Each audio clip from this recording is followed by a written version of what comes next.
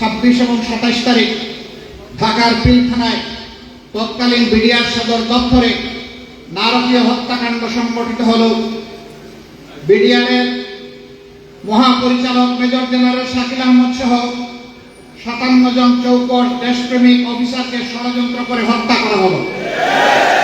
পরিবারের সদস্যদেরকে নির্যাতন করা হলো, মা বোনদের ইজ্জত লুণ্ঠন করা হলো।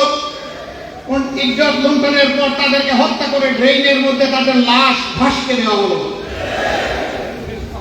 এরপরেই সুইচ অফ করে বিজলি বাতি বন্ধ করে দিয়ে অন্ধকার আবহ সৃষ্টি করে খুনিদেরকে পালিয়ে যাওয়ার সুযোগ করে দেওয়া হলো। একটা সরকার, একটা রাষ্ট্র নাগরিকের নিরাপত্তা দেওয়ার অবশ্য কর্তব্য দায়িত্ব তারা পালন করবে। সেখানে এত বড় একটা দুর্ঘটনা, এত বড় একটা সর্বনাশ করার পরে কে সেদিন আধা ঘন্টা পর্যন্ত এই লাইট অফ করে রেখেছিল? কোন খুনিদেরকে এখান থেকে পালিয়ে যেতে দেওয়া হয়েছিল? যাতে অবশ্যই তা জানতে চায় এবং তা খুলাসা করতেই হবে। এক দিলে দুই বাকি সর্বনাশ। বিডিআরকে সর্বনাশ করা হয়েছে, তার নাম, ড্রেস, লোগো সব পরিবর্তন হয়ে গিয়েছে, তাদের মনোবল ভেঙে দেওয়া হয়েছে। আগে তাদের এখানে রাইফেলের লোগো জুড়ত, এখন চকিদারের লোগো জুড়ে। আগে নাম ছিল বিডিআর বাংলাদেশ রাইফেলস, এখন দেওয়া হয়েছে বর্ডার গার্ড বাংলাদেশ, অর্থাৎ সীমান্তের চৌকিদার। তাদেরকে একটা নিচে নামিয়ে আনা হয়েছে। 15,000 বিডিআর সদস্যকে গ্রেফতার করে তাদের উপর নির্যাতন করা হয়েছে। অথচ আমি নিজে তার সাক্ষী। জেলখানায় যখন আমাদেরকে সেই সময় বন্দী করে নেওয়া হয়েছিল, আমি সেই খুনিদের 2-1 জনকে দেখতে পেয়েছিলাম। আমি জিজ্ঞেস করেছিলাম, তোমরা বুকে হাত দিয়ে বলো তোমাদের কার কি দায়িত্ব? আপনাদের পাশের জেলার একজন, আমি নাম বলবো না, বিডিআর সদস্য, সে বলেছিল, স্যার আমি এই ষড়যন্ত্রে সম্পৃক্ত ছিলাম। আওয়ামী লীগ নেতা তুরাবের সমিল এবং তার বাসায় আমরা দফায় দফায় 22টা মিটিং করেছি এবং সেই মিটিং এর ফসল ছিল পিলখানার এই অভ্যুত্থান, এই গণহত্যা। প্রধানমন্ত্রী জামাই আজরে হত্যাকারীদের সাথে বসলেন রাষ্ট্রীয় অতিথি ভবনে, ডায়লগ করলেন, উন্নত মানের খাবার পরিবেশন করলেন। তারপরে যখন জিজ্ঞেস করা হলো যে আপনারা এই খুনিদের সাথে বসলেন কেন এবং কাদের সাথে বসেছিলেন, তিনি জবাব দিলেন, সেই সময় আমি সবকিছু এতটাই আমি শোকে স্তব্ধ ছিলাম যে কারা এসেছে কারা গিয়েছে বলতে পারবো না।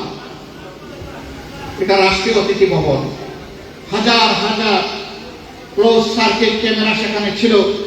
কারা কখন ঢুকলো, কারা কখন বের হলো, তার রেকর্ড কি সেখানে নেই? সম্মানিত বন্ধুগণ, সব কিছু রহস্য করা। সেনাবাহিনী তারা নিজেদের একটা ইনকোয়ারি কমিটি করলো, সরকার তাতে হস্তক্ষেপ করলো। 3 দফা আমরা শুনেছি ওইটাকে সংশোধন করতে তাদেরকে বাধ্য করেছে। তারপরেও সেই রিপোর্টটা জনসম্মুখে আসতে দেয় নাই। ডাল মে কুছ কালা হ্যায়। যদি ফাঁসির রশি আমার গলে ঝুলে যায়, এই ভয়ে সব কিছুকে ছিপিয়াটা করে বন্ধ করে রাখা হয়েছিল। কেন তাদের উপরে আঘাতটা এসেছিল? এই কারণে যে দেশের সেনাবাহিনী দেশপ্রেমিক, তারা দেশের স্বার্থের ব্যাপারে কারোর সাথে আপোষ করবে না। সুতরাং তাদেরকে আপোষকামী দুর্বল বানানোর জন্য তাদের কোমরে আঘাত দেওয়া হয়েছিল। সীমান্তে আওয়ামী লীগের আগের পিরিয়ডে 96-2001 কুড়িগ্রাম জেলার রৌমারীতে একটা ঘটনা ঘটেছিল, আপনারা আশা করি ভুলে যাননি। পাশের দেশের লোকেরা রাতের অন্ধকারে আমাদের বিডিআর চৌকি দখল করে বিডিআরদেরকে হত্যা করতে চেয়েছিল। বিনিময়ে 134টা লাশ তাদেরকে ফেলে ভারতে পালাতে হয়েছিল। তারা চেয়েছিল এর প্রতিশোধ নেবে। জানি না তারা কোন প্রতিশোধ কোথায় নিয়েছেন, আমি বলতে পারবো না। আমাদের বর্ডার সে রাতে তারা কেন ক্রস করেছিলেন? তারা তো আমাদের প্রতিবেশী, আমরা তো তাদেরকে বন্ধু হিসেবেই দেখতে চাই, এখনো চাই। আমার প্রতিবেশী শান্তিতে থাকলে আমিও শান্তিতে থাকবো। আমি আমার প্রতিবেশীকে কষ্ট দিলে আমাকেও কষ্ট পাওয়ার জন্য তৈরি থাকতে হবে।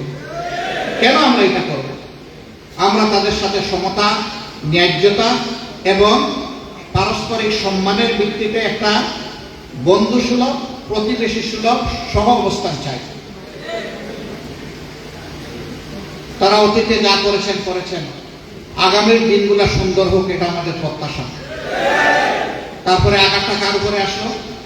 2010 সালের 29 জুন বাংলাদেশ জামাত ইসলামের তৎকালীন আমির, শহীদ আমিরে জামাত মৌলানা মতিউর রহমান নিজামী, নায়েবে আমির, বিশ্ববিখ্যাত মুফাসসির কোরআন, বাংলাদেশের মানুষের কলিজার টুকরা আল্লামা দিলাওয়ার হোসেন সাঈদী, আপনাদের পার্শ্ববর্তী এলাকা সিংহ পুরুষ খ্যাত, অন্যায়ের বিরুদ্ধে সবসময় আকস্মিক ভূমিকা যিনি পালন করেছেন, বাংলাদেশ জামাত ইসলামের তৎকালীন সেক্রেটারি জেনারেল শহীদ আলী আহসান মোহাম্মদ মুজাহিদ, 3 জনকে গ্রেফতার করা হলো।